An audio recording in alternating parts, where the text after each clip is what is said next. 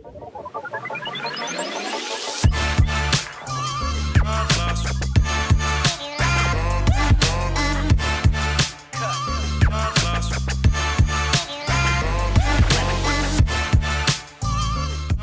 welcome back to the Upset Special. Yeah, I named this show like 8 minutes ago. We have a name. Let's go. Finally. Yeah, we're back. We're picking more upsets. Last week, I'll give you the rundown right quick. Jake was out there with Kentucky over Florida, big W. Arizona State looked good for like 6 minutes against Oklahoma State. They were holding their own. Iowa State over Iowa for Dave was actually cheating. We might have to suspend him. UNLV over Cal did not get home. Leica with Arizona over Mississippi State in what was a late night stinker for JDL and the Cats. Wipe those tears away because Pitt couldn't get it done against Tennessee. And then with me, Incarnate Word over Nevada was as free as it gets, apparently. And then Stanford turned the ball over inside the 5 twice and lost by 13 to SC in the Bad Vibes game of the week. But that's behind us. Yeah, we could talk about how we should have had Marshall, should have had Georgia Southern, App State, blah, blah, blah. We didn't. I'm sorry. We'll do better this week.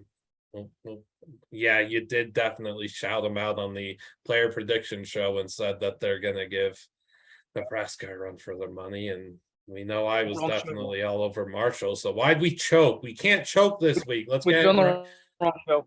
Yeah, no, we're not choking. Let's get right into it. Jake, who you got up saying blah, blah, blah.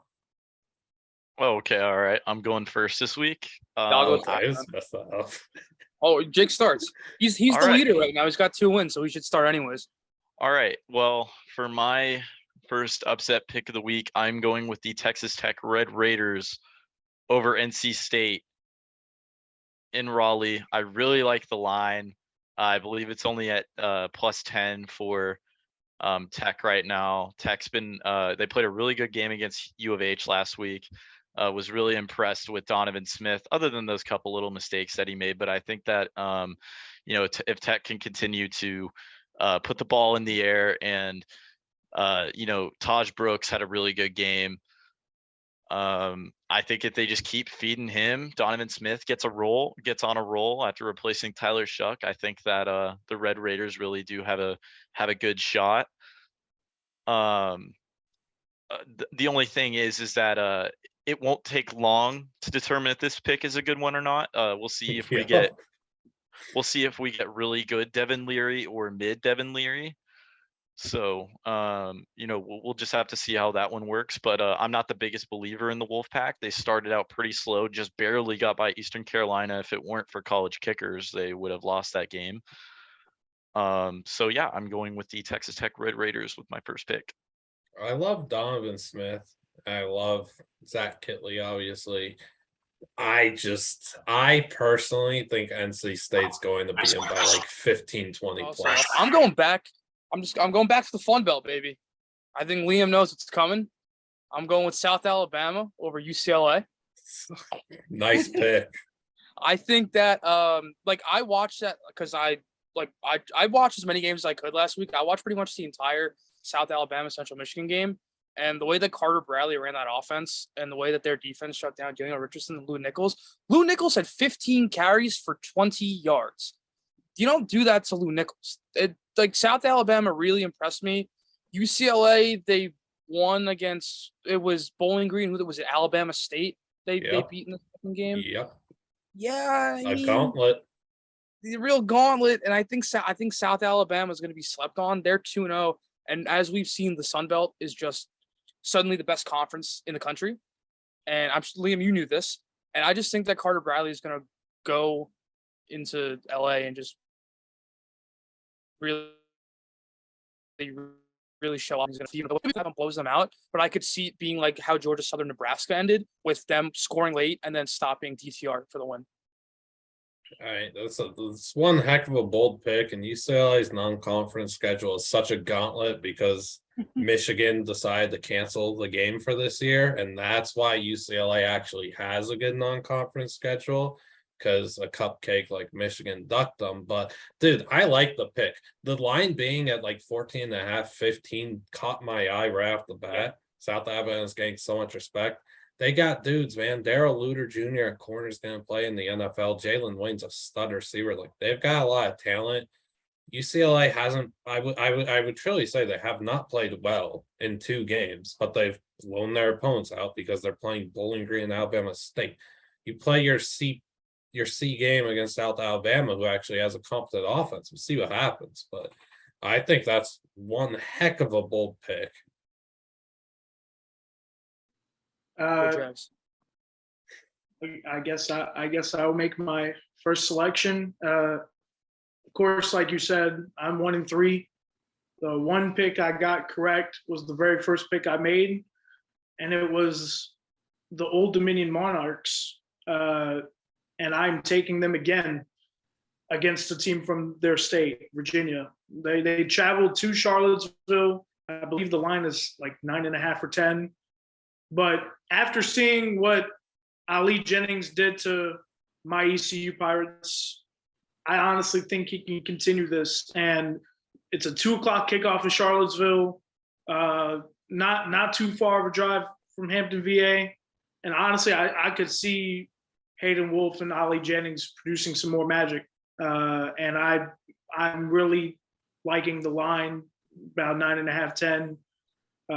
And yes, I know ODU's coming off of lost to ECU, but UVA, they can surprise because they'll be up for a game against the in-state opponent. It's another ACC team. Yeah, I mean, I know I've said this a few times. I think Old Dominion played like a D+, C- game against Virginia Tech and still came out with the win. Like, those guys were not good at all. Stole the game. Virginia's offense does not look good through 2 games. We know that. Tony Elliott's got to figure it out. He's just got to really unleash his guys, let Brennan play, let their receivers cook. If ODU's defense could, stifle that receiving room again, I don't see why this one couldn't happen too. I don't know what Jake and Dave believe, but yeah, everybody loved Virginia this week against Illinois. And it was I stayed away from it. I think it was 4.5. The spread was, and it looked trappy to me. And then they just didn't go up against Illinois. That team that Brennan and the Cavs to win, they just didn't look good. And they're coming off such a big letdown for them that I could absolutely see Ricky Ronnie pulling off another upset. I like the pick. Well, let's see if anyone sees this coming. Look. Sometimes there's just a bad quarterback on what could be a good team. It happens. Sometimes you're playing a lesser opponent and you're looking ahead to the next week because there's a much better opponent on the rise. Well, this team, they play Oklahoma next week.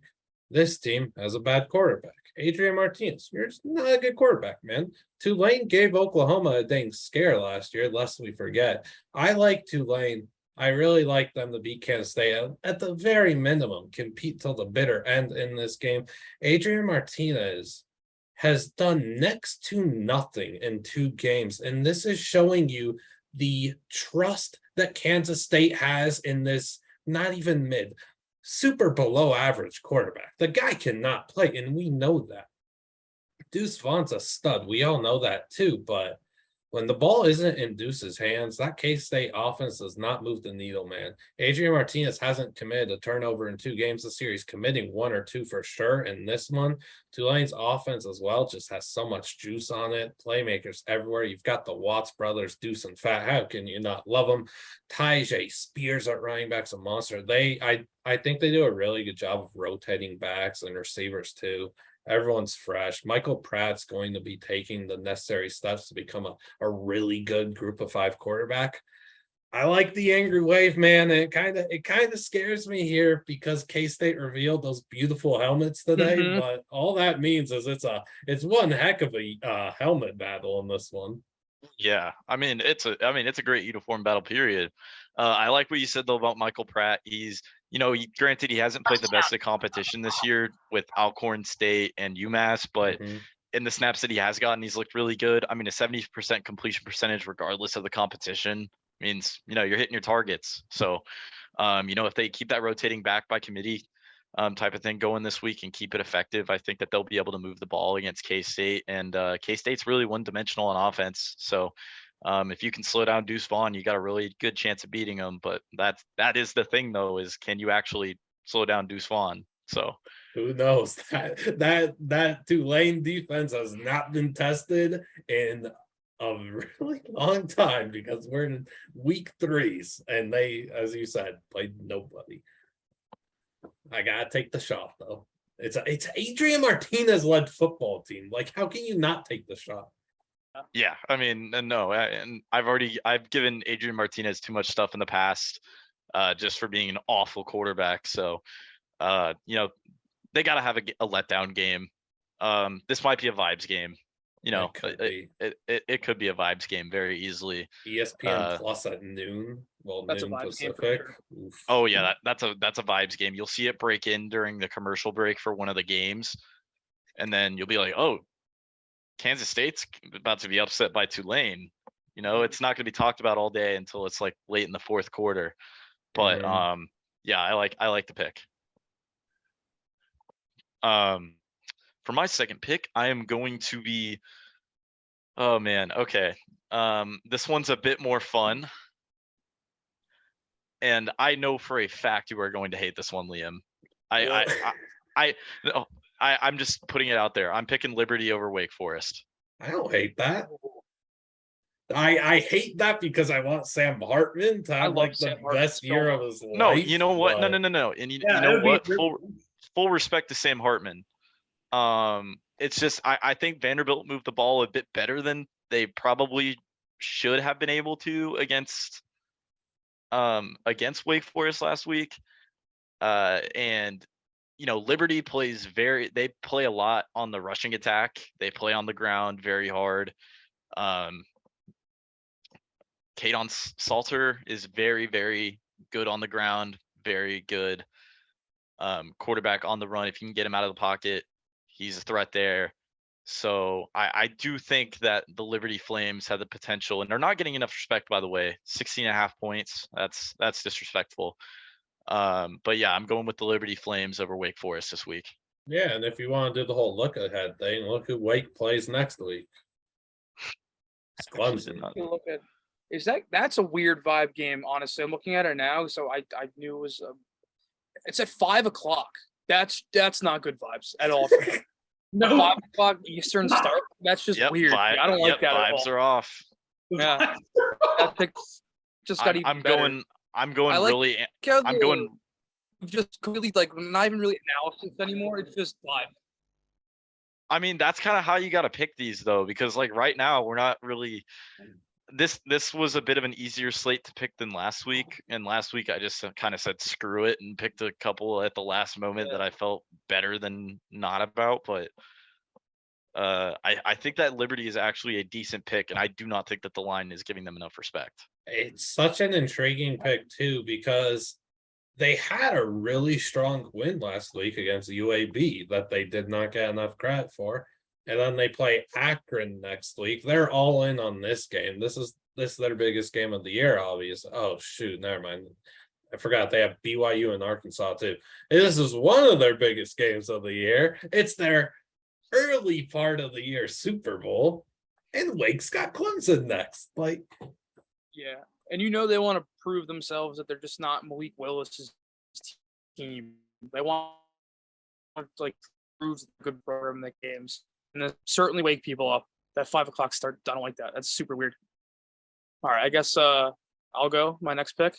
So originally what I had here was Stony Brook beating UMass, which is going to happen because I looked at the line and they're 3-point favorites, and it's UMass. So Stony Brook got beat by Rhode Island pretty good last week, but they're going to beat UMass. It's not my pick, though. No one's going to agree with this. This might be the worst pick that we'll give out on the show all year. There's a good shot. Dude, this is strictly vibes. I'm taking Nebraska over Oklahoma, dude. That's fine. I thought it was gonna be dude, I'm telling you. Look, Oklahoma is not. They're like, we're gonna go in and crush them. Okay, their offense has not been good. They scored 7 points in the first half against Kent State, and we know about the Kent State defense. It's horrible. Nebraska's defense just as bad, but if kind of puts a couple of ups, Dylan Gabriel hasn't looked great. The Nebraska offense can move the ball. So if they can kind of hold Oklahoma to like let's say going to the fourth quarter, only down 3, it could have. I mean, I just think that new coach, you got Mickey Joseph in there. I just they got nothing to lose, and they're gonna pull it off. Oh, it's gonna be a Casey Thompson revenge game. I respect it. 100%. When you were saying that and giving your whole lead up to it, I thought we were gonna get like Georgia Tech over Ole Miss or some garbage. No way. I actually like this pick. Like, yeah, this could happen. The line is also like super fishy because you think that this would be like in the 20s, like 24, but it's only 11 right now. I think it's even dropping down. It's the Mickey Joseph effect.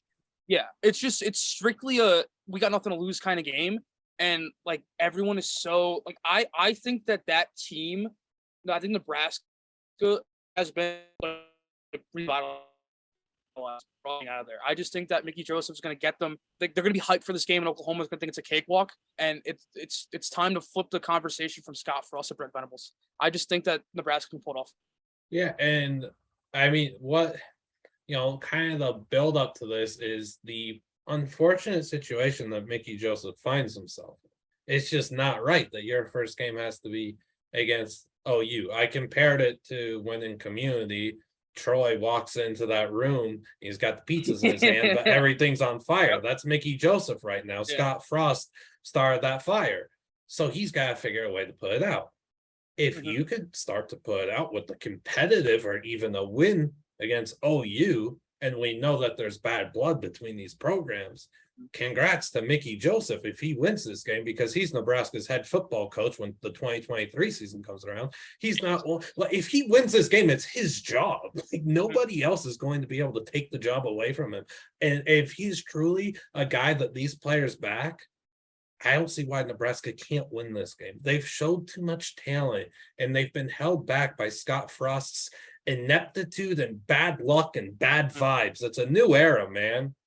I mean, and let's face it too, Nebraska should be in a position to maybe make a bowl game this year if it weren't for Scott Frost's ineptitude, like you just said, especially in the game against Northwestern. That just blew my mind. Yeah, I mean, right out of the gate. And, I'm somebody on the side of he should have been left on the tarmac right then and there if the buyout wasn't going to matter. So, I'm a huge fan of that pick, David.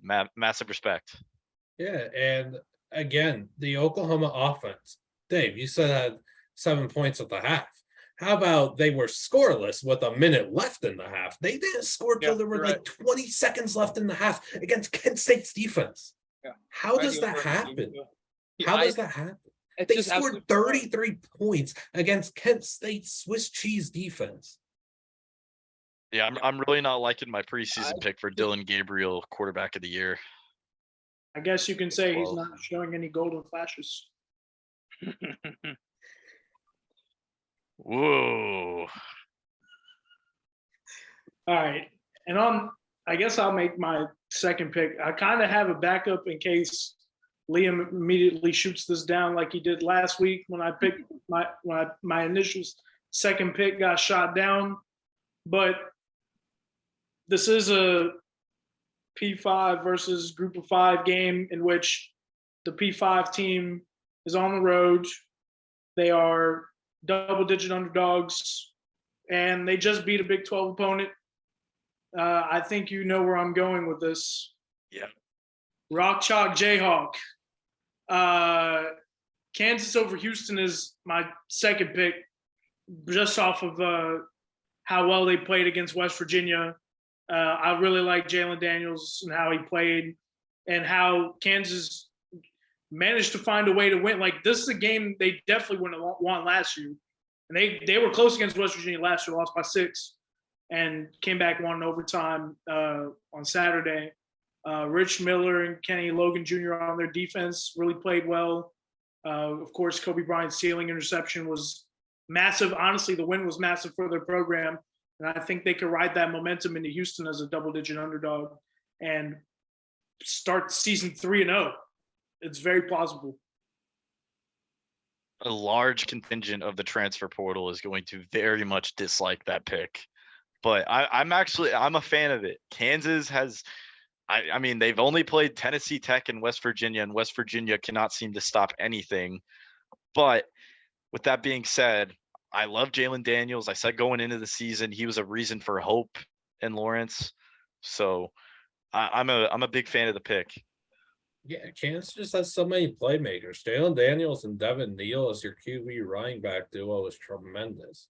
And we all know Lance is. They also kind of have the running back by committee there. Mm-hmm. Yeah, I love Devin Neal though. He had 2 touchdowns against West Virginia too. What's that line? That's a 10. You said I like because Houston. Like preseason, I was so high on Houston. I thought they had like a chance of going 11-1 the regular season, and they they haven't looked as good as I thought they were going to look. Yeah, it's the offense. Yeah, it's just Clayton Tune's still good, but just like nobody else can do anything.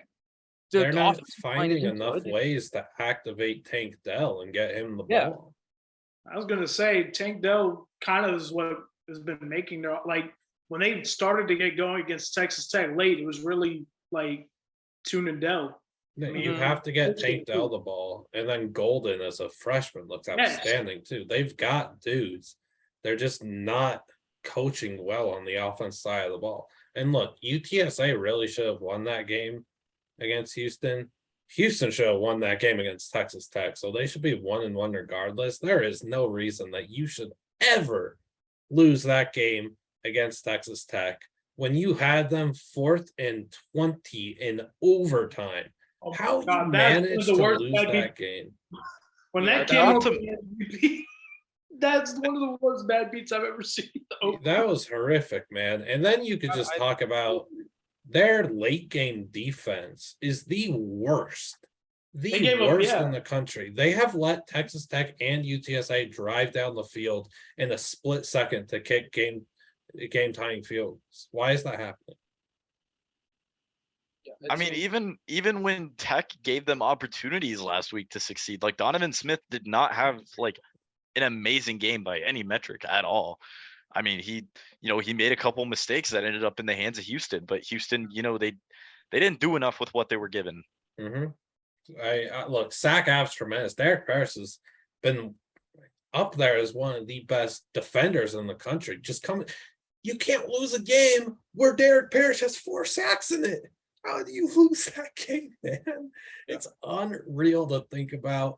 Kansas Houston's one heck of a call there, Leica. Sorry, go ahead. I was going to add, this is a massive game for Kansas because if they could win this, I mean, you got Duke, Iowa State, and TCU at home after.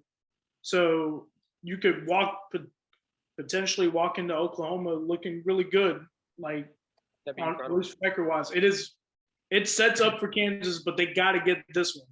Yeah, so as crazy as that sounds. Jake already knows this game I have here, and it's for good reason. It's that whole thing I kind of talked about, looking ahead. Kansas State could be looking at Oklahoma. These guys could be looking ahead to SC next week for whatever reason as a Pac-12 network game, despite the fact College Game Day could be there. I don't get that. It's Oregon State that plays SC the next week. Oregon State is coming off 2 very tough wins. The Boise State win, they were fantastic. The Fresno State win, you could say that they didn't deserve to win it. At the end of the day, that's an emotional road win that you win on the last play of the game because Jonathan Smith let them hang. One heck of a call, man. But my goodness, if you're not prepared for a top 5 SCS team in the country this week at a neutral site. And it's the defending national champions at that. Well, runner up. Oh, runner up. Oh, yeah. Well, still, scratch that. It's still though runner up. Like Montana in my heart, State's they won great. it. Montana State put together an unreal season last year. Why is this game in Portland?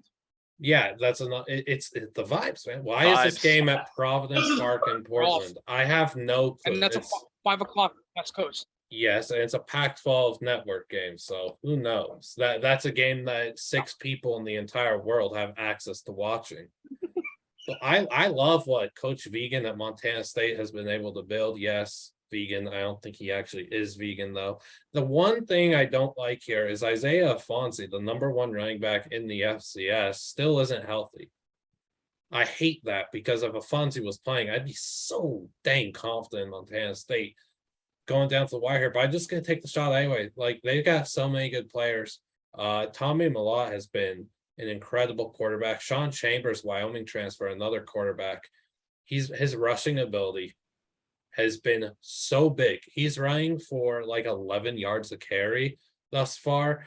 Montana State is a team that has really good trenches. They have really solid defenders with a few NFL prospects, and they just play a good offensive brand of football. And again, this is so much more because Montana State is a very capable team, but Oregon State coming off that emotional win against Fresno State and having SC on deck with, you win this game, SC takes care of business at Fresno State. There's a very real chance College Game Day is going to be there for SC Oregon State. If you're looking ahead to that, kiss game day goodbye because you're losing to the Bobcats. I genuinely cannot find a line for this game. Yeah, you're not going to be able to find it until like Friday, Saturday. I think it's out. Let me check tally site. Oh, actually, I did see someone tweet Oregon State's like 13 and a half. I did see that. Okay, see, that's even like that's all the respect. Yep, that's all the respect to Montana That's a vibe right there. 13 and a half. That's a line that for sure I could see.